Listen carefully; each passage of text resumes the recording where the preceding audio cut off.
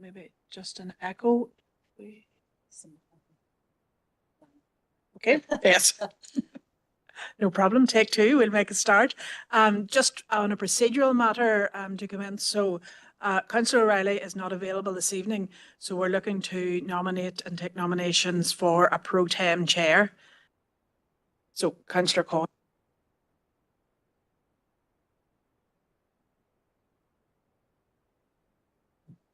Thanks, Joe. I'd like to propose Councillor Dermot Brown. Thank you. And do we have a seconder for that? Yeah, happy second.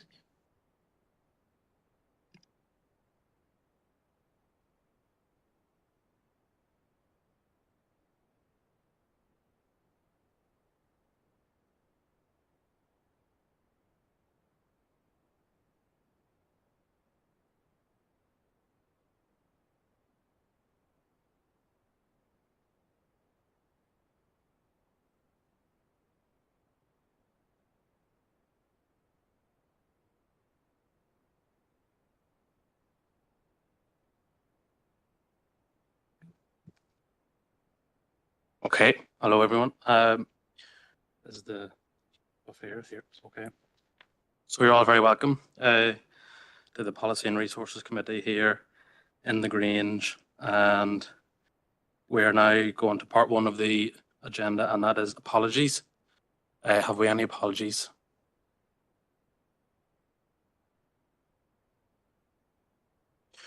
Okay, we have no apologies. What we do have, yeah. Councillor Coyle. Just Councillor O'Reilly. Thank you. And we'll go online here. We have Councillor Mahon. Thank you, Chair. Yeah, no apologies. I'll be leaving the meeting early. Just want to let you know. Thank you. No problem. Thank you. All right, then we'll move on then to item 2 on the agenda, and that is to sign the minutes and confidential minutes of the previous meeting held on the 10th of September. So do we have Jill yet? Yes, Chair, I have the minutes here, and I suggest that yourself and I will sign after the meeting if that's okay. No problem. We need a proposal and seconder for that action. Nope, that's no problem. Okay, we'll move on then. Item 3 on the agenda, and that is declarations of interest. So have we any declarations of interest at this stage? Yeah, Councillor Ovens, go ahead. Thank you, Chair. It's under item 4.1, and it's the proposed response to the consultation on the new learning disability service model. And then also, while it's not a direct conflict, just declare one anyway, just to be safe, on item 5.3 as well. Thank you. All right, thank you very much, Mark. Okay, move on then. So we'll go now to number 4 on the agenda, and that is a report from the Corporate Services and the Governance Director report. So who's going to lead on this one? Jill, go ahead, Jill. Chair, thank you. So this is our report on consultations for this October Policy and Resources. So there are 3 consultations for decision, 2 consultations from the Information Commissioner's Office and 1 from the Department of Health. So the first consultation, Appendix 1, is a consultation from the Information Commissioner's Office, the ICO, on their draft complaints guidance for organisations. So that is effectively how we as a council should operate if there are any data protection complaints. So we are proposing that we welcome that the structured approach that the ICO has taken, particularly when distinguishing between the legal requirements in relation to the legislation and good practice.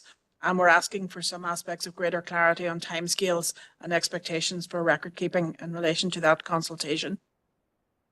The second consultation is also from the Information Commissioner's Office, ICO, again a technical consultation on draft changes on how the ICO itself proposes to handle complaints that it's received. And there is really a substantial number of complaints that do go to the ICO, and the timeframes are sometimes protracted in the region of 6 to 9 months. So the draft response we're proposing is to support the ICO's efforts to improve the efficiency and effectiveness of its complaints handling process, and focusing on the need of prioritisation of complaints that have the greatest impact and potential for systematic impact. So that's those consultations. Then the third consultation is from the Department of Health. It's around their learning disability service model.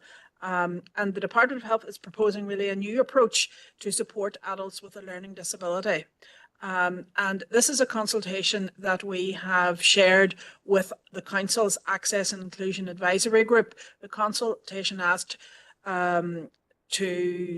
that organisations and individuals would look at priorities and try to identify what's the key priorities within the strategy. So that consultation took place, and we identified through that a priority from that group was focusing on key life stages. So, for example, changes from children's services to adult services, that was an area where particular support was required. Our response also emphasises, I suppose, key challenges for adults with a learning disability in the region, things like rurality, things like accessing transport, poverty, housing, employment opportunities, and all those other challenges that those individuals face, and we emphasise that within the consultation response. So that's three responses for consideration by members. Moving on to the report for information, then we have two consultations which will be presented to a future Policy and Resources Committee meeting. There is a number of consultations referred to other committees as listed in section 3.2 in your paper, and in section 3 a number of consultations for noting. So if we move to the recommendations, so it is recommended that the Council approves the three consultations outlined in Appendix 1, 2 and 3 and notes the additional information presented on other consultations. Okay, thank you very much, Jill, for that. And I suppose just to put on record, thanks for all the work that's gone into compiling those responses. And now I suppose we go to Councillor Coyle. Debbie. Thanks, Chair. Yeah, I'll propose all those consultation things. I just wanted to make a comment on the last one, and it's good that our Access and Inclusion Advisory Group was involved in that. But just wanted to make the comment, and I'm not sure if it can be made stronger in the response. But one of the main issues, certainly in the last couple of elections, every election, but in particular the last couple of elections that I've worked on, in every area that I've canvassed, carers' needs are just not being met. People, I'm a carer myself, I do a 12, 13-hour shift and I can go home.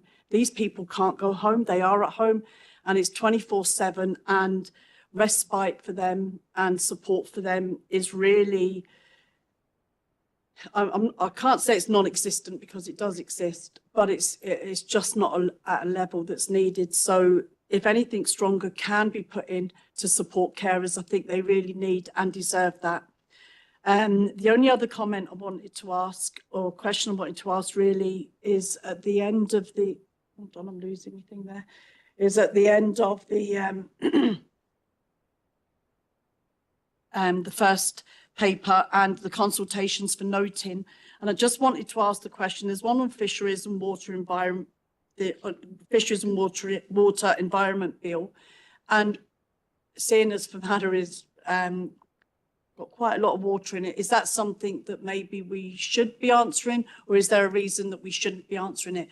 I haven't read it, so I'm not sure, but before we pass it tonight, is there something in that, a reason, you know, should that be one that we should look at, considering we are kind of surrounded by water? Do you want to go ahead, Jill? Thank you. Yes, Chair. So, Councillor Coyle, certainly we're happy to incorporate your comments on the Department of Health consultation and strengthen up our response in relation to carers. The Fisheries and Waters Environment Bill, it closes on the 6th of November, and certainly we can take a look at it, and it's a member decision in terms of responding to that, but we can take a look at it with a view to its relevance to the area and come back with a proposal on that. Okay, thank you. Thank you, Jill. We now go to Councillor Roof. Eddie, come on ahead. Thanks, Chair. Yes, happy to second the proposal. Carers have a massive impact on the costs that the NHS has, and that they're an unsung hero on that front. Without them, we would probably be bankrupt as a country. So that support would be welcome. I do see that there is mentioned in the access and inclusion recommendations. So if we can just fill that out a little bit more, I think that'd be fine. Thank you. All right. Thank you, Eddie. So we have a proposer and a seconder. Are we all agreed? Okay, thank you. So we'll move on now to 4.2, which is that's correct. Yeah, 4.2, to consider the report on financial matters, which is paper B. So, Catherine. Yeah, take this one. Thank you, Chair. Good evening, members. So there are three matters in the report this evening. Firstly, the management accounts for the period April to August 25, the estimates process for 26-27, and then to note the conclusion of the statement of accounts for 24-25. So we're looking at 3 years this evening, members. So firstly, in terms of the management accounts, so the normal monthly management accounts are attached to Appendix 1, and this report has a 5-month period ending the 31st of August. And again, members, in Appendix 1, we have included for information the variance against budget, both by cost and income type and then by service area. The net operating expenditure, member, for the period amounted to £17,514,504 out of a budget profiled for the same period of £18,214,939. Total expenditure then, members, to be financed amounted to £18,348,530 against a profile budget for that period to August 25 of £19,048,964. Members, just noting that next month to the committee will present the 6-month, so that's the half-year review of the budget, and that will include, members, a detailed review of budget profiles against service requirements. So there's a fundamental review underway, members, at the moment, just to see where that 6-month position is actually leading to. Section 2.2 then, members, the first part of that details the legislative requirements under which the Council is required to set a budget and a rate for the forthcoming year. That's the 26-27 year. And again, attached to Appendix 2 then, members, is the terms of reference for an estimates workshop with yourselves involved, as well as some key officers. Just noting as well, members, within the report, the Northern Ireland Reval 2026, which has been undertaken currently by Land and Property Services. So that happens now every 3 years, and it's on the non-domestic properties only within NI. And those new valuations, members, will be used to calculate the rates bills for the 1st of April 2026 onwards. So that's a little bit of a complicator every 3rd year, in terms of it may end with a different rates impact for domestic and non-domestic, and what the reval actually will do then will be to rebalance the rateable values across the entire district, as well as being across the entire NI. So just a little bit of work there for, I suppose, non-domestic properties and businesses as we move towards that rate setting process. Members, the suggested meeting dates for the estimates workshops are Monday the 17th of November and Monday the 19th of January, both at 7 p.m. and both proposed as virtual meetings. And the proposed date, members, for the special council meeting on the rates and the estimates process is Thursday the 5th of February 2026 at 7 p.m. Finally, members, just noting that the annual statement of accounts has been fully audited and are published on the council's website on the 29th of September, and an email notification, members, went to yourselves as well as to the Northern Ireland Audit Office and the Department for Communities. So subject to any queries, members, the recommendations are included section 9 of the report. Number 1, to approve the management accounts for the period ended 31st of August 2025, that the council approves the estimates process for 26-27, including the terms of reference of the estimates workshop, and that the council notes the conclusion of the audit of the annual statement of accounts for the year end 31st of March 25. Thank you, Chair. Okay, thank you very much, Catherine. So we now go to Councillor Ovens. Mark, go ahead. Thank you, Chair, and thanks, Catherine, as always. And Chair, I'm happy to propose the papers in front of us on this issue. And Catherine, I am pleased to hear that we're coming up with that 6-month review and that financial exercise is underway, because, and I know we'll be talking about it at the next monthly meeting, but there are pots of funding within the council that I think we as members probably should be looking to do something with. So that is a really important, really useful exercise. And again, because I look at the figures in this table, and I appreciate we're only in month 5 of 12 months, but still month 5 we're getting close to halfway point, and there is again not an insignificant underspend again. And from my recollection or understand, I think this is the 4th year in a row, and it's not insignificant. It's a £700,000 variance. I know some people will quarrel over the term underspend or variance, but in accounting terms in this, I would see that as an underspend, because we could arguably have spent that £700,000 on something else in the first 5 months. But Catherine, the one question I have for you is in relation to economic development and investment. There seems to be a particular issue there, and I appreciate it may be that because it's an economic development and investment, perhaps those are rear-ended.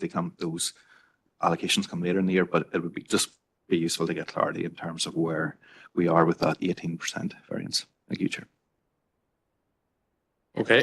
Thank you, Councillor. And the variance there in relation to economic development, firstly, is a very positive additional income really from the Fishing Classic, about £15,000.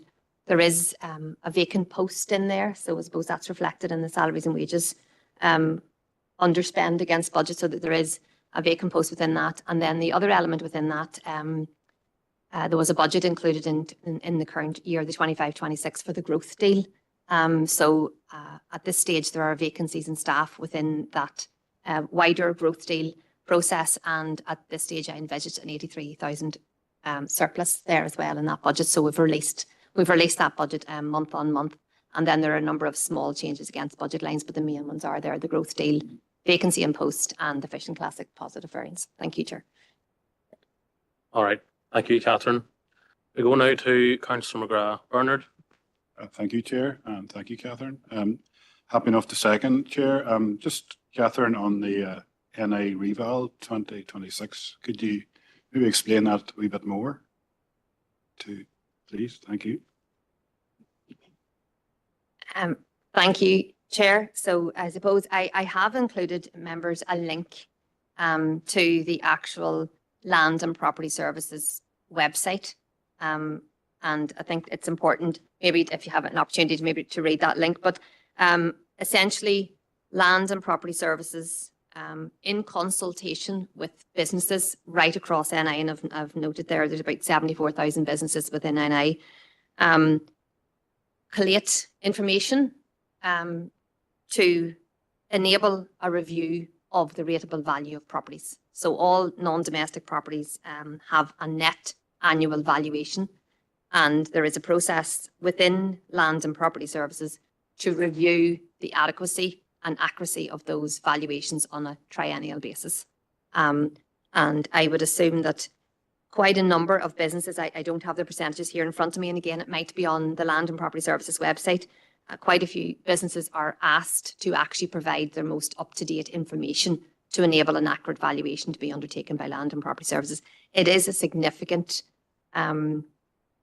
process. It takes a lot of resources within Land and Property Services to deal with that, and it will result in a change in the net annual valuation. So members will be familiar, the net annual valuation is multiplied by the regional rate and the local rate, and that gives a rates bill.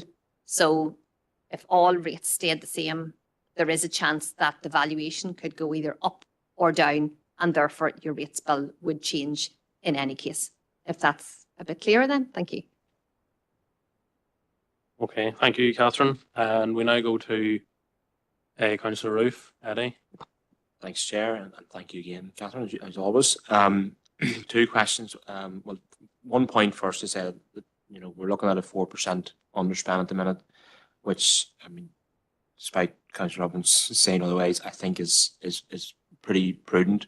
I mean, we're looking at, we have to budget for full staff equivalents, and the reality of doing business is that there's going to be vacancies throughout the year. So, I mean, 4% when there are vacancies is fully accounted for. Yeah, 4th year in a row. Yes, the Councillor Robbins' 4th year in a row suggests prudent accounting over 4 years. 4 years of good accounting, so I'm glad to see that. One question I just had about, again, the NI reval.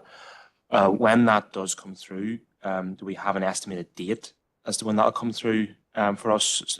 I'm sure kind of when it comes to us looking at the next year's rates, if there's a substantial change to the non-domestic, I want us to have time to basically ensure that businesses aren't going to get stung badly, or if we have an ability to offset any changes to the domestic rates if possible. Thank you. Thank you, Chair. And yes, in a year when the reval takes place by Land and Property Services, the data will be delayed as a result of that. So typically we as officers would receive a broad indication around October.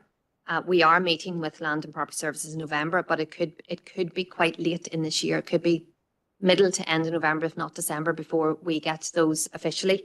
So yes, well in advance of setting the rate, definitely, but not as early as we normally would get them in October. Yeah, thank you, Chair.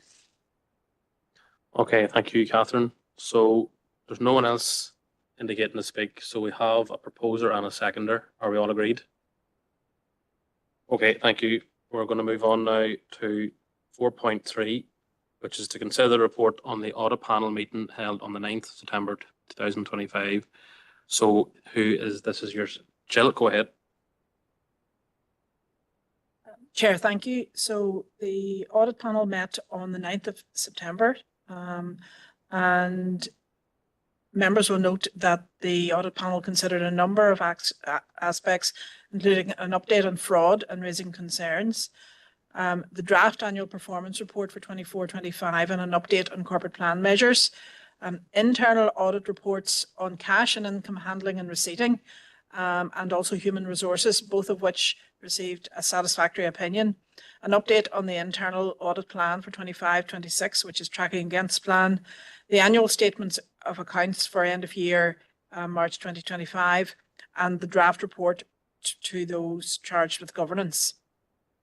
If you note in section 2.3, the audit panel also considered governance arrangements with reference to a new good practice guide from the Northern Ireland Audit Office, and the audit panel had received in June an update from the Audit Office in relation to that guide and to that guidance, and the Audit Office have produced a checklist, a very comprehensive detailed checklist running into over 100 recommendations in terms of good practice.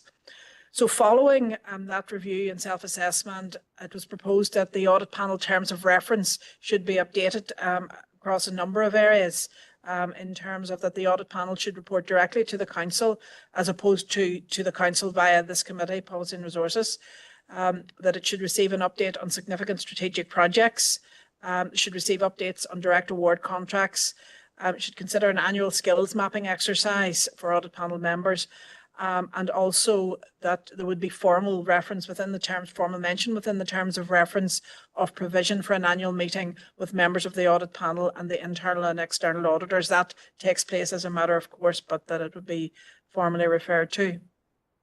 Members also considered the audit guidance in relation to the naming and the status of the audit panel. And it's important to note this was not an essential recommendation, it was a good practice recommendation. And it was agreed that the current arrangement we have working in the council is working effectively, but should the council decide to change the designation of the panel into, for example, a formal committee, the appropriate juncture for this would be in preparation for the new council mandate. So in terms of recommendations, it's recommended that the council adopts the minutes of the audit panel on the 9th of September, that the terms of reference of the audit panel are updated as detailed in section 2.3, and that the audit panel reports directly to the council from January 2026 onwards. Okay, thank you, Jill. So we go now online to Councillor Green. Seamus. Thanks, Chair. I would be happy to propose them, the proposals, recommendations. Okay, thank you, Seamus. Can we have a seconder, please? See Councillor Hawkes first there, so that's proposer and a seconder, and we're all agreed. Okay, thank you, members. We'll move on now to 4.4, which is to consider a report on procurement policy, and that's you, Jill, again, so go ahead. Chair, thank you. So just to recall for members, an updated procurement policy was presented to this committee in May, and the recommendation was that following that committee, there would be, and the approval of the revised policy be deferred to allow for a workshop with members to further tease out and allow for further discussion on the proposed revisions. So that workshop was held on the 28th of May. And following that workshop, there was a request to seek further legal advice, particularly around the adequacy of declarations included within the procurement competitions and whether additional information should be sought for suppliers. So subsequent to that meeting, we did seek legal advice around the key matters, and that is outlined in the appendix attached and as summarised within the paper. So legal advice guidance has been sought in relation to our proposed approach and the adequacy of the declarations to be included, very specifically in particular with respect to human rights and modern slavery obligations. So really the first aspect under consideration was really, is self-declaration the most appropriate route here? That was a question that members wanted us to verify, to assess whether that's the most appropriate route to assess whether exclusion grounds should apply. And the legal advice came back to confirm that yes, that was the most appropriate route in terms of how the legislation and the guidance anticipates that these should be evaluated. It is through self-declaration being followed rather than approach of additional due diligence or additional checks. Members also then asked for further clarity with respect to the detail of the human rights considerations within the procurement policy. And those are really in respect to two pieces of legislation, the Human Rights Act and the Human Trafficking and Exploitation Act. So really in the first instance, it's noted that there is scope within the Procurement Act and with the legislation for councils, contracting authorities to set conditions of participation. But very importantly, these must relate to only the legal and financial capability or the technical capability of the contractor to perform the contract. They're very tightly limited around that, and there is no scope. The guidance says, the legal advice says, there's no scope to go beyond that. So with that in mind, we had the declarations reviewed by the legal team and particularly a procurement expert within that. So the advice coming back was that the standard declarations that are included as a matter of course provide assurance to us as a council that suppliers and their connected persons have not committed any offences under the Act. You will note in the Appendix 2 attached our proposed declaration and that we are proposing, and that has been updated since the previous procurement policy that we had in place. And the legal advice around that, when that was reviewed, establishes that really that this goes beyond what the legislation envisages. So there is extra protection, and we outlined that at the workshop, that it goes beyond the minimum requires outlined in the Procurement Act. And really, I suppose the guidance is that it's as far as it can go, as far as we can go, whilst being in compliance with the law, but it goes beyond what the minimum requirement is there. And you'll note in that declaration that you can read what suppliers are asked to attest to. So that's really a summary of the legal advice. And then if we move on, there's a few further updates that has been in the procurement policy since that was presented at the May meeting. So Section 2.10, there's been an update in relation to the use of procurement frameworks. And also a formal link with the Council's option appraisal policy. In Section 211, just to note that the revised policy has been screened in accordance with the Equality Scheme and also has been subject to rule proofing, as was typical with all our new policies. And Section 2.12, to note there's been a number of minor amendments in relation for grammatical errors and proofreading. So the recommendation following is that the Council approves the updated procurement policy and also the associated updates to the relevant section of the financial regulations included within the Constitution. Okay. Chair, happy to take any questions. Okay, thank you, Jill. Can I just check, Seamus, your hand is up from the last time, is that right? Sorry, it's up from the last time. Sorry, Chair. I put it down. No problem, thank you. And we'll go to Councillor Coyle first, Debbie. Thanks, Chair, and thanks, Jill, because you know this does take a lot of work, and appreciate all the work that has been done. But I was of the understanding that after the workshop that we would be probably, or had the opportunity to meet again before the paper was brought here tonight. So I can see a lot of things there, but there would still be maybe some questions or issues that we'd want to ask, you know, before it was bought. And I was going to propose that we actually bring this back next month.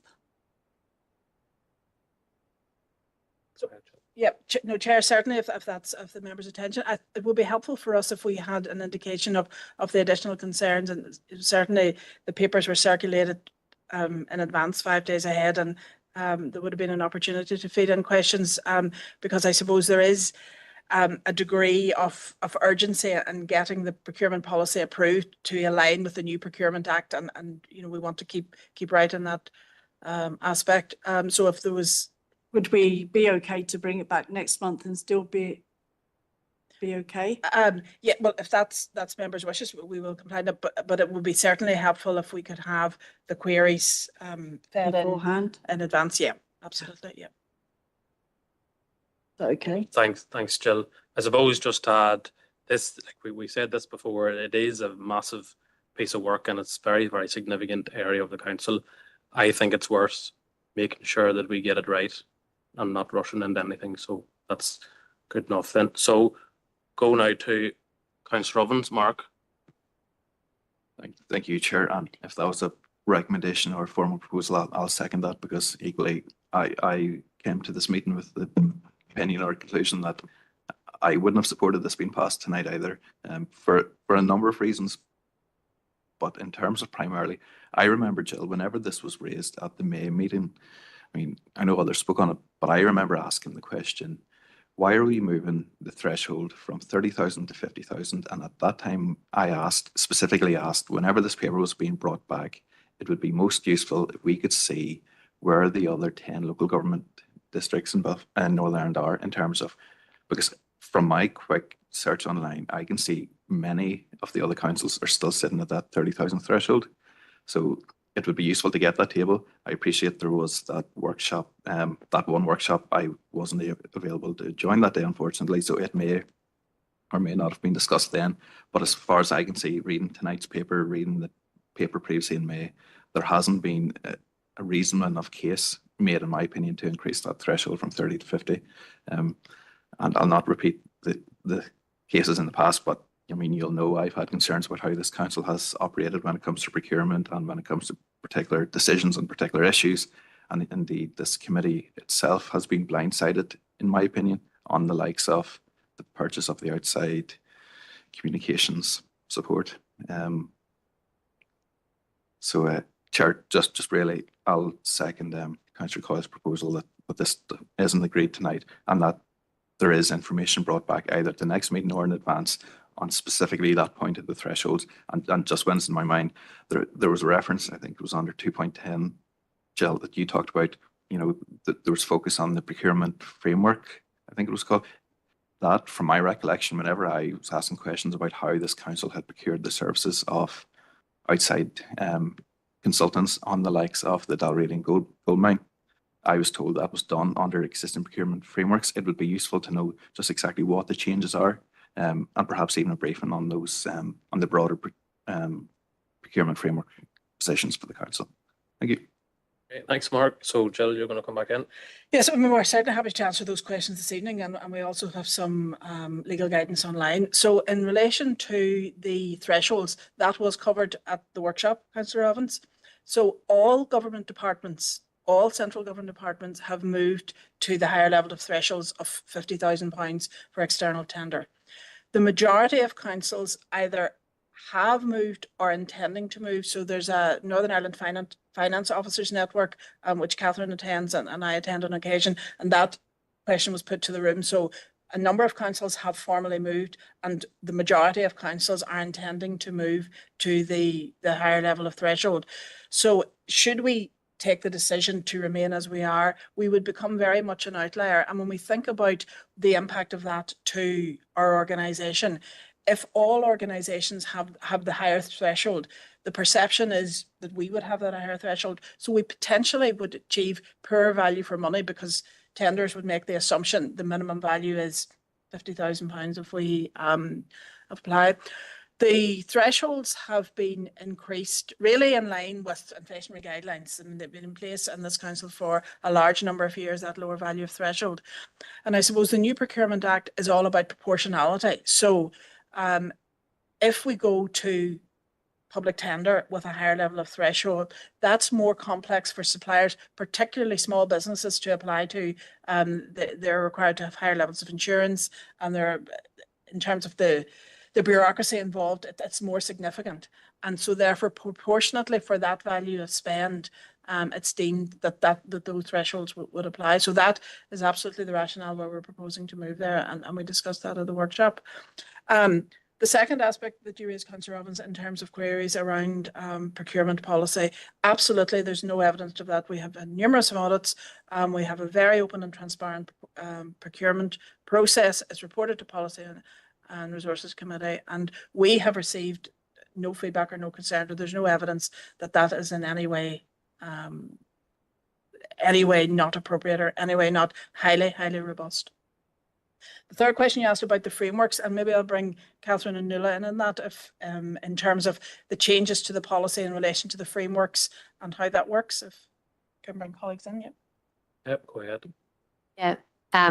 Thank you, Chair. So it was really rounding the table, I suppose, what we were trying to do in relation to. So it's on page 15. So members will be familiar with the next report that I bring every month on the procurement activity in the previous month, and there is always reference made within there to whether we're either seeking approval to use a framework, or where we've actually used a framework. So it was really just actually adding that specifically into the policy as such, because every month it's contracts, tenders, use of frameworks, and frameworks are becoming more popular right across the public sector.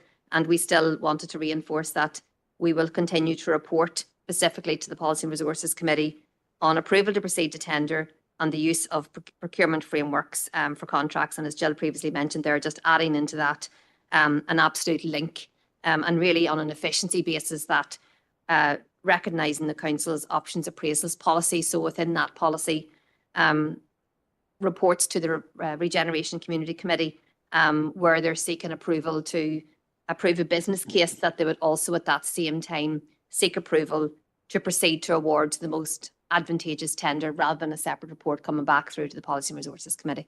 So I hope that clarifies it. Thank you. Okay, thank you, Catherine. So we'll now go to Councillor Roof. Eddie. Thanks, Chair, and thanks for the clarity on that. Jill, you mentioned that every government department is a £50,000 threshold. Does that include the Department of Health? Yes, that's all government departments, including Department of Health. Okay, thanks, Jill. And we now go to Councillor Coyle. Debbie. Yeah, I just want to make it clear, Jill, this isn't a criticism of anything. It's really, and I know we had the papers from Thursday, but it really is where I thought we were going to meet again before it came to us, and we, you know, a few of my party colleagues have raised issues from reading it, and some of them haven't read it. So it was just that if we could meet before the PNR in November, so that it is ready, that we can raise our issues. It's not criticism of the hard work that's already been done, or of anybody that's doing it. It's just so that we get the policy right, and that we understand, and you know, it's to, so that we know that it's done right. That's all that's for. And if we could do that before the November PNR, you know, that'd be appreciated. So Chair, happy to do that, yes. We'll look at that again, yep. Okay, thank you. So we've got a proposer and a seconder to, Chair, oh, we've got Seamus, yeah. sorry, I thought my hand was up there. No, that wasn't up at all. Sorry, Chair. No, just before we finish up on this, again, Councillor used very strange language there. He said that Councillor Ovens said that the council has been blindsided on certain issues related to procurement and that. That's a really serious accusation in my estimation. I'm the chair of the audit committee, and at the last audit committee meetings, the last number of them, I actually asked the audit office to give a view on whether everything that we were doing met the highest standards, and I think we got an extremely good response on that. So as the chair of the audit committee, I take what Councillor Ovens said extremely serious, that we're being blindsided. So if I'm not seeing something as chair of the audit committee, I would really appreciate that he would clarify what he means by that the council has been blindsided, and who exactly has been doing the blindsiding. And so I'd like them a couple of questions answered. Just for as the chair of the audit committee, it would be really useful to know what exactly he means and who is he pointing the finger at. Because if indeed he is right, I think it's only be right that the audit panel and the audit committee should know this. So if he could clarify that, I'd much appreciate it. Thanks, Seamus. Okay, Mark, come on ahead. We'll try and be brief here. We get moved on. Yep, will do. Thank you, Chair. And I'm very happy to provide clarification to the Chair of the Audit Committee. And perhaps if I could ask him a question also. I mean, is he or was he, as Chair of the Audit Committee, or was any member of the Audit Committee, or indeed was any member of this 40-member council aware that a decision had been taken by some element of this council to go out and secure the outside services of an external PR company at the cost of tens of thousands of pounds before it appeared in the local media? Because I wasn't, and I've asked the question repeatedly, and I don't think any member was aware of that before it appeared in the media. So that's my question. So whether the Chair of the Audit Committee wants to come back on that, or indeed any other member, that's the issue, Chair. I thought I'd made that clear in my opening remarks as well, perhaps not. All right. Chair, I am happy to come back to that. Within the processes of the council, that has been repeatedly said that is perfectly legitimate. It's in our processes to do that. So there was no problem with that. Nobody in the Northern Ireland Audit Office had a problem with that. Nobody in our independent auditors had a problem with that. We have independent auditors in an audit committee who question everything extensively. Have no problem with it. So I'm just wondering, you know, this nod and wink that something is not quite right, I think is wearing a wee bit thin at this stage. So if Mark has names to name, please name the names that he wants to name that he thinks is blindsiding us, because the only person I can see that's trying to blindside us is Councillor Ovens. And maybe if he concentrated on his own job up in Bitstormont, it would suit him better with the complete waste of money that's going on in the Department of Health at the minute. I could talk for half an hour on that, but maybe I'll leave it to some other time. But I think it's actually scandalous the way that he's trying to blacken this council's name. Okay, thank you. Victor, Councillor Warrington, do you want to comment? Thank you, Chair. Well, can I just react by saying at the end of the day, I would see this Committee of Policy and Resources as being a very important committee, probably the most important committee within Council. And so therefore, I think the members have every right to ask questions and to make comments. And if you want us to sit here as dummies, maybe then you should put dummies into the committee. But if we're here for a reason, and that is to ask questions and to query things. And if Councillor Ovens is going what some people are feeling maybe a wee bit beyond, that's okay.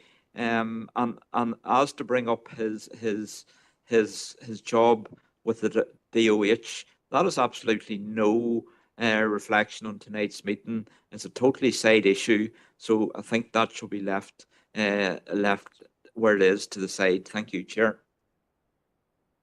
All right, thank you, Victor. We're going to move on here, folks, because we've been round the houses several times on this. Jill would like to make a clarification, then we're moving on. Okay. Yeah, so I'd just like to respond directly. Absolutely all,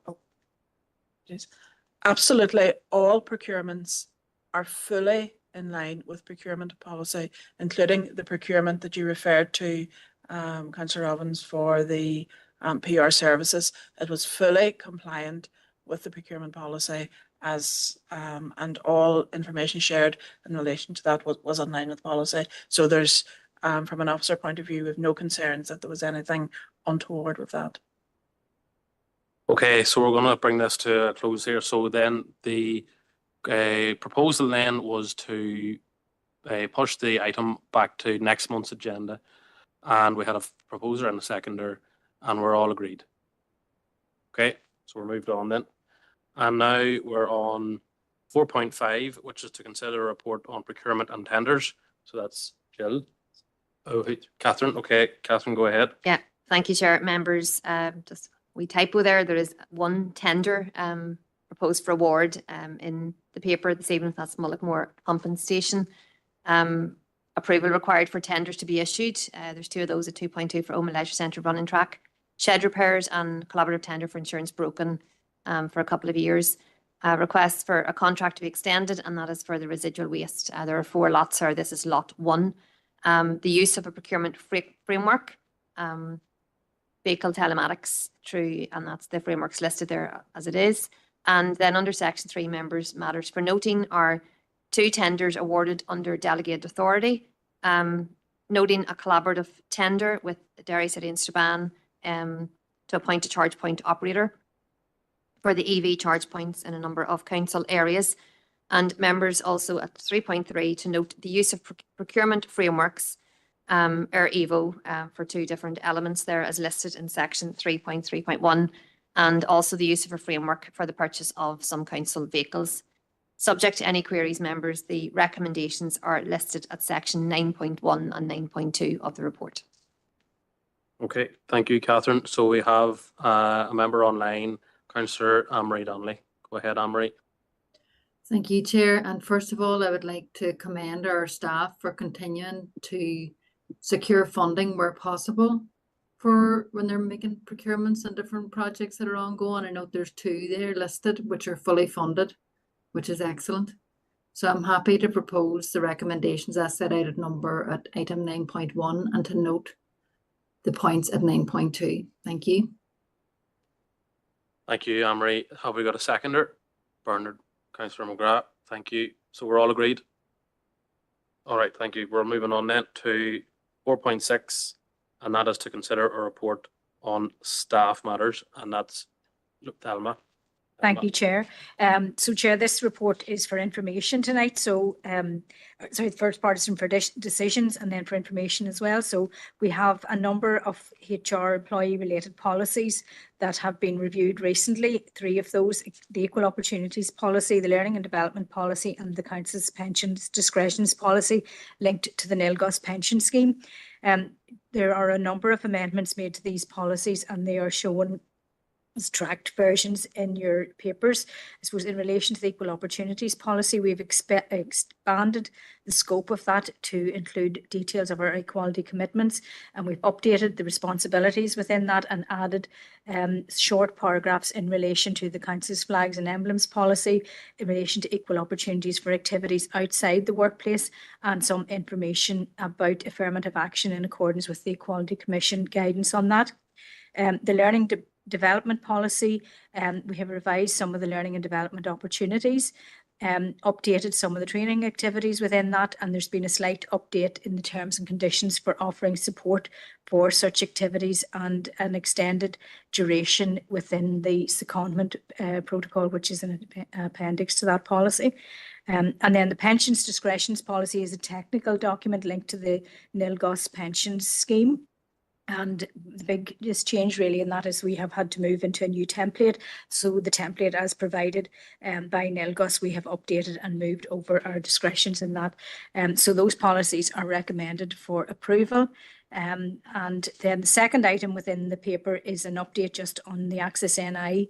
The council is a registered body for the purposes of requesting Access NI disclosure certificates, and we had our 3-year compliance audit took place there at the end of August. And just to note that that has been satisfactorily concluded. So the recommendations within the report, Chair, are to approve the amendments to the 3 policies as outlined and to note the outcome of the Access NI registered body compliance audit.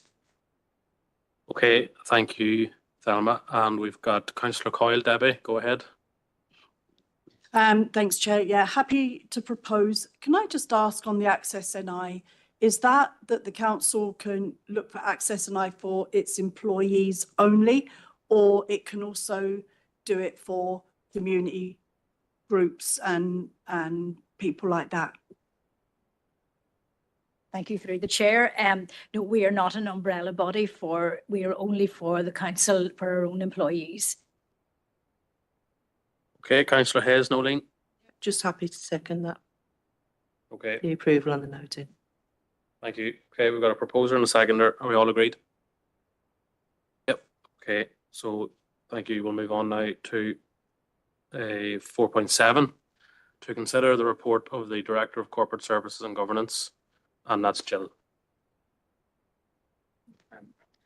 Chair, thank you. So the report, there are 2 items for a decision and 1 for noting. The first item for decision is in relation to becoming an autism-friendly council.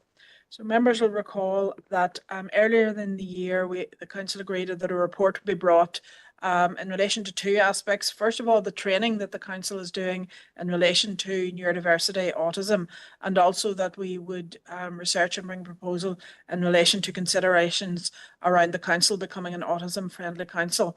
The update on training was provided in May of this year, and this is then the follow-on work. So the report outlines, I suppose, some of the background information. 2.1.5 notes that we had earlier in the year a very successful employee engagement event, which was a whole council event with all staff on neurodiversity, and it was really particularly positively received. It was delivered by Autism NI, and I suppose that gave us, from a staffing point of view, gave us feedback that there was huge interest in this area and huge need. There's some background information in terms of what it means to be autism friendly. And also in 2.1.7, a summary of some of the current initiatives we have in place. So we have a range of inclusive events and sensory activities across all our leisure and then some of our biodiversity work. There's a provision in the Marble Arch Caves for quiet sessions, and we have our sensory rooms, physical spaces in the leisure centres. Then in 2.1.8, there's details of the Autism NI Impact Award. So that is an award and really an opportunity for the council to demonstrate our commitment to inclusion, becoming more accessible to autistic and neurodivergent customers and employee. And there's really 2 strands for that. There's an accredited training strand, and then there's a package of tailored support provided on a per centre basis. So there's details of the cost. So it's £9,000, and that would offer accreditation to 14 venues or facilities in the council, both with training to staff, identification of a lead member, and also action plans if there's any areas of improvement needed to be made. And the proposal is that from an officer perspective, we would be recommending that the council considers this with a view to approval. So that is in relation to Autism Friendly. The second item, 2.2, is revised social media policy and guidance. for the council. So that is included as Appendix 1 of that paper. Key changes include clear integration with our consultation and engagement framework, really in the use of social media to engage our residents and citizens. Clarification on policy roles and responsibilities for various staff across the organisation and for members. A rejig of the policy into the appendices, and there's been new guidance in relation to areas such as the pre-election period and use of social media during that time, the use of competitions and external content, guidance on personal use of social media by council employees and also specifically for elected members, and an update to the House Rules section in terms of acceptable use of social media by members of the public. The third item then on this report is for noting, and it's an update on changing places in the council district. So at the meeting September last month, there was a request to provide an update on our guidelines for changing places and also specific considerations in relation to providing a portable changing place facility for council events in the district. So in the report, I suppose it's important to clarify that the council's position is fairly clear, and this is very clear in this, is that we do provide changing facilities and refurbished council venues where this is possible. And that has been the position over a number of years, the last 5 or 6 years. So we currently have changing place facilities in the Stroll Arts Centre, in Oma Leisure Complex, in Enniskillen Castle and in Gorchin Glens. And there are pending or proposals, work ongoing for the new Lakeland Forum, for the Marble Arch Caves redevelopment and for Loch Navarre redevelopment. In addition, in the district, there are also changing place facilities at a number of other sites throughout the district. In relation to portable changing place facilities, we have that on tender. So when we check back with our colleagues from the events team, we have a tender in place for a portable facility that is used for events where they're in locations where there is no ready access to a permanent facility. We note that during the closure of the Fermanagh Lakeland Forum, arrangements have been made with Enniskillen Castle to have extended opening hours to access that facilities. Also, there is an update. In the past, we've managed to secure funding from the Department for Communities for changing place facilities, and that has been very beneficial to the region. And we've gone back to the Department for the Communities to check on the status of that. And if there's any further funding available, then we'll continue to do so to engage. And then also to note within our Disability and Action Plan for 25-28, so that was just approved earlier in the year, we've committed to developing a formal changing places policy. So that will reinforce our commitment to changing places, some technical guidance around the standards for changing places, and also a review of our buildings and facilities across the district so that we develop a prioritised list of sites to be ready should funding become available. The last aspect that we were asked to consider was around raising awareness of the facilities where they are in the district. So there is very good online functionality on the Changing Places Toilets website. We're proposing that that would be promoted on all our social media channels on a regular basis to share that information to residents in the district and for visitors to the district. So the recommendations then in section 9 that we consider the report on becoming an autism-friendly council and proceed with their accreditation through the Autism Impact Award. We approve the revised social media policy and that we note the update on changing places within the district. Okay, thank you, Jill. We'll now go to Councillor Roof. Thanks, Chair, and thank you, Jill, for that report. A couple of questions first. The 9,000 cost for the accreditation. With that, how many staff are we expecting to be able to be trained at that cost? And then is the result that those locations that would be advertised by Autism NI as autism friendly? You know, in which case we might actually see an improvement in some tourism numbers for certain locations. And then just to say, it's excellent to have that portable changing facility, a changing places facility. It's very, very useful for various outdoor events. The Enniskillen Castle and Gorchin Glen facilities are not accredited, and it notes there that there's no adult changing bench. Is that the reason it's not accredited? And if so, do we have a quote or a rough estimate as to what costs would be incurred to actually retrofit that to get it up to spec? Because essentially then we would be doubling the facilities that we have that are accredited, and I think that would be very welcome for people in the district. Thank you. So Chair, yes, so in relation to the first query and in terms of training, so that's the cost will cover 7 full days of training for a cohort of staff. So it would be it's in-person training. So practically, I would imagine that's around 30 staff. So certainly for each of the 14 venues nominated, there would be a lead person. So they would be trained, likely 2 person per staff, to facilitate that training.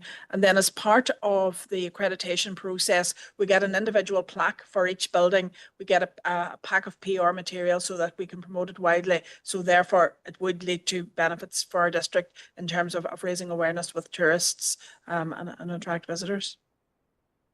The second question then in relation to changing places, it's a physical constraint of those 2 facilities. So it's not a money issue.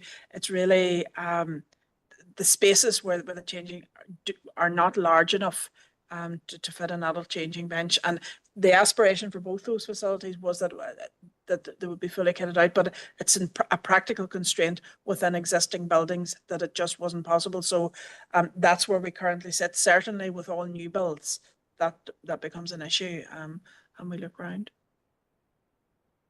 Thank you. So we go to Councillor Hayes now. Yes, thank you, Chair. Just like to say, I think you've done some great work there on the autism awareness overall. I think as a council, we should always strive to be more welcoming and inclusive.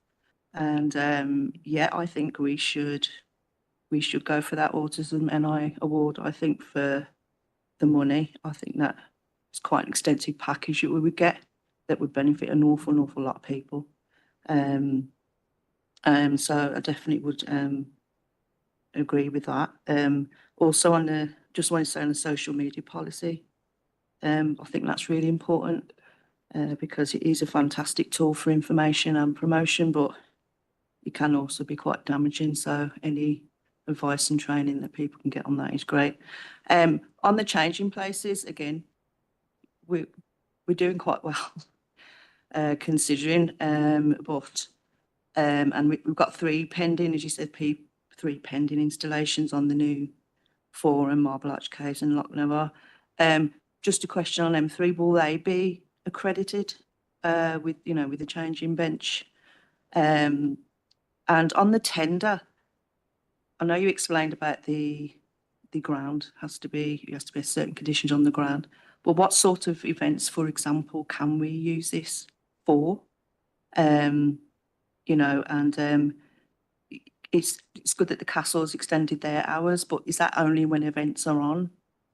So a bit more clarification around the castle when the dates and times and under what situations. And also, if there are other events going on within the council district and the organisers don't have a portable changing places, can the council provide that through our tender, or would they have to be separate? So that's just a few questions on that, and I'm happy to second all the recommendations as well. Thank you, Chair. Thanks, Noreen. Yep. Yes, Councillor Hayes. So in terms of the new facilities planned, my understanding is they will be full changing places. That's the aspiration, and I'll come back to you if there's any. But certainly within the Forum, that is, and my understanding that is that we would work to. It's just if there's a practical constraint. In terms of the castle, so it's when we have council events supported through the events team that we make that arrangement that there are extended open hours in the castle for those. So it's not for other public events at present. I imagine on a case by case basis, if there is a request made, we would do our best to facilitate that, but that would need to be considered. And then in terms of the portable facility, really that's for the likes of large outdoor events that would take place in that we would have. So for example, the Christmas events, if that was needed, or that additional facility is there. And my understanding is that, it works fairly well. It works very well, to provide that, or if there are larger events in rural areas that we would have that. So it works well, but it's a council facility, it's a council tender, so that there would be no provision that we could offer that to community groups or other groups if they needed to use that. Okay, thank you, Jill. So just to keep us right, I know you said the second there, Nolene, but I don't think we had a proposer. So are you happy to, Eddie, you're going to propose, and Nolene, you're happy to second? Okay, thank you. So go to Victor Warrington. Thank you, Chair. Obviously, welcome all the introduction on the autism. It's certainly very much needed. Can I just ask on the change in places, because Jill, you'll be aware that this crops up at our Access and Inclusion Committee regularly. A change in place for the park down here. Yes, Councillor Warrington, that does go. So we have a changing place facility in the leisure centre, which is in very close proximity to the park. And at present, there is no plan that a changing place would be put in the park. It's due to the close proximity of the other changing places. When we have the policy, we will look at a prioritisation of sites. And I suppose with changing places, they're most suited to be in buildings where their staff access. The toilet facilities in the park are unmanned, and there is quite extensive vandalism that would go on a very regular basis within those facilities. And the evidence from changing places is that they're much better positioned and serviced when they're in buildings where they're staffed. So, you know, that's a constraint there, but obviously the Access and Inclusion Advisory Forum, because that is an inclusive park, have a particular concern that there is no dedicated changing places. But at the minute we're saying just across the road in the leisure centre is a full changing place provision. And yeah, go ahead, Councillor Warrington. Yeah. Oh, sorry, no. Yeah. That's okay. I suppose some people will say that the leisure centre is quite a distance away to have to go over to.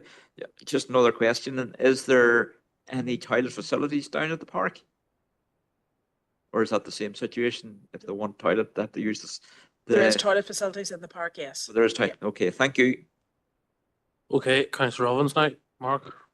Thank you, Chair, and a couple of really positive updates in this report, not least the autism friendly piece, and as well as changing places. Chair, it's in relation to the social media policy on page 15. And if I could just quote, it says, we as elected representatives or as councillors should not use social media, and this is a quote, should not use social media in any way to otherwise make negative comments about the council. Now, I know it says we shouldn't use social media to attack or to insult or defame or anything. I agree entirely with that. But it's the use of the word negative. So is the social media policy of this council that we're being asked to adopt tonight saying that we as councillors should not use social media in any way, because the phrase in any way is included there, to make negative comments about this council? So if this council takes a decision, and this council takes decisions all the time, most I agree with, some I don't, and some I vehemently oppose, such as the Fermanagh Lakeland Forum. So if we agree this tonight, it's rubber stamped in a couple of weeks' time. If I go on social media and say the Fermanagh Council made a really reckless decision in doing what it's done with the Fermanagh Lakeland Forum, does that mean I'm in breach of the social media policy? Because it's the use of that word, Chair, phrase in any way. Words there. It's not a reckless, point of order, that's not a reckless decision. Again, here we go again with Councillor Ovens. He can't be allowed to continue, Chair. I'm questioning him being allowed to continue using words like that. Thank you. Well, if it's all right, will we get a response from Jill? Is that okay, Mark? Yeah, appreciate that, Chair. But I mean, I'm perfectly entitled as a member of this council to say a decision that it has taken previously was reckless. And I thought it was reckless at the time. I still think it was reckless now. It was an unaffordable scheme. I suspect over the next 45 years, when we will have to pay for this scheme, many more people We're going to move will on. leave us unaffordable. We're going to move on to Jill now. Right, come back, Jill. Well, it's a member's decision in terms of approval of the policy. That's my understanding. It was in the previous social media policy that that social media should not be used in any way to attack, insult, abuse, defame, or otherwise make negative, offensive, or discriminatory comments about the council staff, service users, and so forth. So that's the proposal within the policy for approval. Okay, go to Councillor Coyle, Debbie. Thanks, Chair. I can't imagine why a councillor would want to go on social media and attack the council. You know, the chamber is the place where you can raise issues and all them kind of things. And it's the same for anywhere. I work for the trust. I'm not allowed to go online and attack them in any way without there being consequences. And I'm sure you can't in your job, Mark. So, you know, I just don't think it's a point that's needed raising, and I'll just propose. Thanks, Chair. No, before you come back in, Mark, I would have thought that councillors are entitled to make their opinions known on social media. This is the policy that we're looking at here, is not trying to say that you're not allowed to go on social media and make your opinions, because we're all elected and we all have opinions and we're all entitled to share those opinions. But this is something different. This is unreasonable attacks on things and on staff, I think. So are we happy enough, Mark? Okay, right, go ahead, Mark. Thank you, Chair. I mean, as I say, I agree with most of what's in that paragraph, but it's the use of that word negative. So I agree we shouldn't say anything offensive or discriminatory or anything like that, or personal or anything like that. But I'd like to make a proposal to remove that word negative, because it's the word negative. That's the challenge. But that, in my opinion, shouldn't, you know, it doesn't lower what the broad intent in any way. Thank you. Okay, so is that proposal? Well, we've got Seamus Green first. Seamus, go ahead. Yeah, I suppose this would be a first. I tend to agree with Councillor Ovens on that particular word, because how do you define negative? Like over the years, I have criticised some decisions made in the council, and to criticise something that you don't agree with would be deemed negative. But you know, surely that's our job. It's all them other things that we're not allowed to do, I would fully agree with. But to have the word negative in there, I think that'd be up to somebody's interpretation, I believe. So I don't really think that word should be in it, but I'll just ask Jill there, in what way is negative interpreted in this policy? Because it could be interpreted 10 different ways by 10 different people. We all know insulting behaviour is insulting behaviour. We know all of the other things that we shouldn't do, but to say that you can't make a negative comment, I believe that's open to interpretation. So I'd be a wee bit concerned on that myself, you know, how or who interprets that, or how does it work? Okay, we'll go to Councillor Roof. Thanks, Chair. I do tend to agree with the previous speakers. I mean, negative in that list of subjects, up until a point you could agree with. You know, you shouldn't really be making negative comments about council staff or service users or their family or friends or colleagues. But we maybe should be able to make the odd negative comment about the council and any other person, you know, if we disagree with something, and that should be acceptable to do so. So I think perhaps it's a bit clumsy in the wording. I don't think there's any issue with negative with the previous points that I'd mentioned. Council staff, we shouldn't be making any negative comments about council staff. So I think either we separate them into two separate points, or we just remove the word negative. Yeah, thank you, Eddie. And I think that was my interpretation as well. That's how I understood that to be worded. We'll go to Councillor Hayes, and then Jill, you want to come back after that? Okay. Thank you, Chair. Just a suggestion to, you know, if you want to replace the word negative when it comes to speaking about online about the council, maybe replace it with inaccurate. It's just a suggestion, because I mean, where somebody said that the council made a decision over the Manor Lakeland Forum, when actually it was the elected members in the democratic chamber that made that decision. That's all, Chair. Thank you. Yeah, okay. I think it's going to be difficult to police what some people think is negative or inaccurate, or people have a right to go on social media, I suppose. So we'll go to Councillor Warrington. Thank you, Chair. I just want to second Councillor Owen's proposal that we remove the word negative from the paper. Thank you.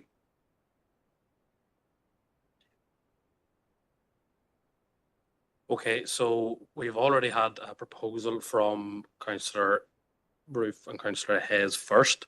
So are you happy to amend the proposal to remove the word negative? Is that what we're asking? Okay, so in that case, we've got that amended proposal and we've got a proposed and seconded, and we're all agreed. Okay, right, that's it. We'll move on. Thank you, members. And now we are at item 5 on the agenda, and this is correspondence. So 5.1, we've got correspondence there from the Department of Communities regarding the rate support grant. So is that you, Jill? Go ahead, Jill. Yeah. Chair, and if you're okay, I'll cover all the items of the correspondence, although I think to propose them in second individually. So the first item of correspondence is around the review of the rate support grant. So members may be aware that that is a report that's review that has been ongoing for the past number of months, and the outcome of that review is attached as quite an extensive report. And I suppose the overall position is that it's really proposed no change, no substantive change to the rate support grant. You'll be aware that the rate support grant has been decreasing, and that really has been the concern of the council over the past number of years, and it's really dependent on budget available.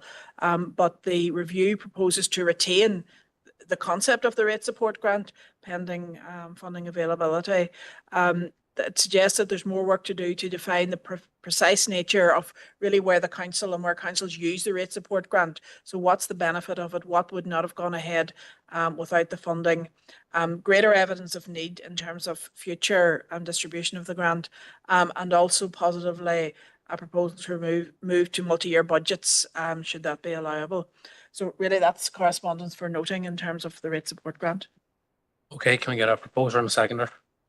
So we got Councillor McGrath and Councillor McNulty. Thank you. So 5.2. Yep. 5.2 to correspondence from NILGA, the local or the usual monthly NILGA news for noting. And then also the second correspondence is the NILGA Leadership Development Programme for councillors for 2026. It's a very useful programme, and we've had some positive feedback. The approximate cost is around £730 per person. And the ask is that any councillors that are interested in going forth in this for 26 would nominate or would give their names to Democratic Services for that. So just to note both. Okay, can we get a proposer? We've got Councillor Coyle. Debbie? Yep, I propose to know. Jill, when do those names have to be in by? There isn't a specific date in terms of the proposal. It doesn't start until next year, but I would suggest if they're in before the end of October, that would be beneficial. So propose. Okay, have we got a seconder? Councillor Bruff. Are we all agreed? Yep. So now we've got 5.3. Yeah. So 5.3 is update from NISRA, Department of Finance, in relation to the Coronavirus Act, the registration of deaths and stillbirths, and the facility to allow remote registration. So the update is that the powers would be extended until 24th of March, and there is an indication, although we've had previous indications, that this would be temporary, and during that period the permanent legislation to bring forward the online registration, remote registration, would take place, and that would be very much welcomed by the council. Okay, we've got Councillor Roof. Eddie? Thanks, Chair. Really welcome this. As a parent who had to do it in person prior to COVID, it's not a pleasant thing to have to do. So to be able to do it online is much more comfortable, and so it should be welcomed. And I hope that the bill will get through as quick as possible. Thank you. Thanks, Eddie. Yeah. So we've got a proposer and a seconder for that. Yeah. Do we have a seconder? We've got Councillor McGrath, so that's a proposer and a seconder. So we're all agreed. Yep. Right. Let's move on. There's no 5.4? Yep, Yeah, so there's okay. two other items of correspondence that come in since the initial issuing of the paper. The first is the NILGA Regional Development Programme. So that's a programme of training for members. And there's just on review a number of really quite interesting training courses. There's one specifically for audit panel training, audit committee training delivered by Colette Kane from the Northern Ireland Audit Office. There's also a session on February in relation to emergency planning, civil contingencies. And I suppose given the number of emergency incidents and storms we've had, it's really a better understanding of the formal role that the council has in terms of emergency planning. So again, that's for noting for members. And if there's any interest in any of those courses, there's dates running through the end of this year and into the next year if you let your nominate to Democratic Services in relation to those courses.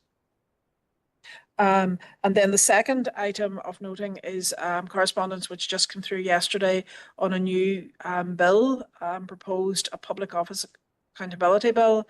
And there's a number of provisions within that.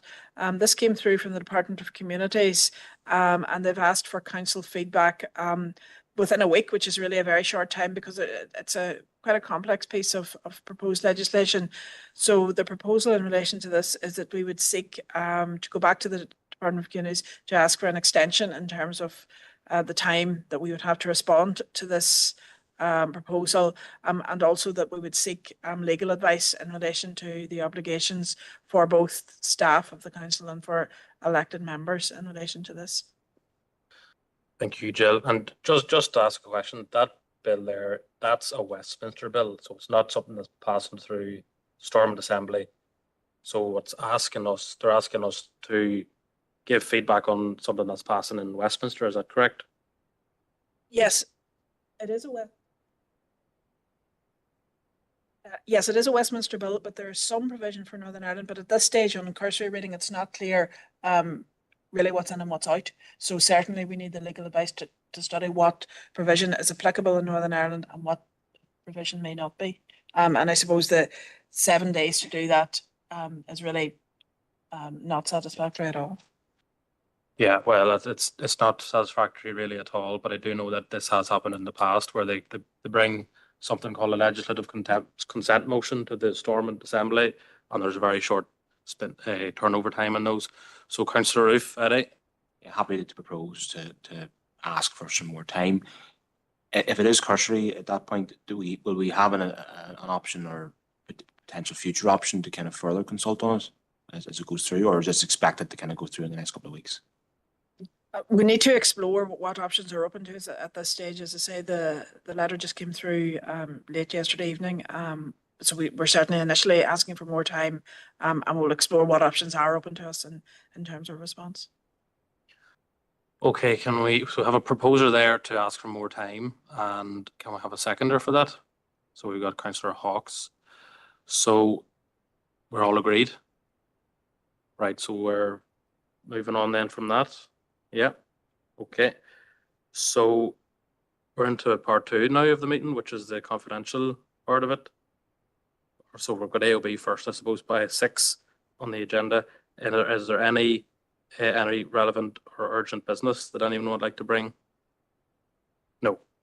Okay, that's all right then. So we'll go now to part 2, which is the confidential matters. And we'll ask broadcasting to let us know who to propose first. We've got Councillor Warrington and Councillor McGrath to go into committee.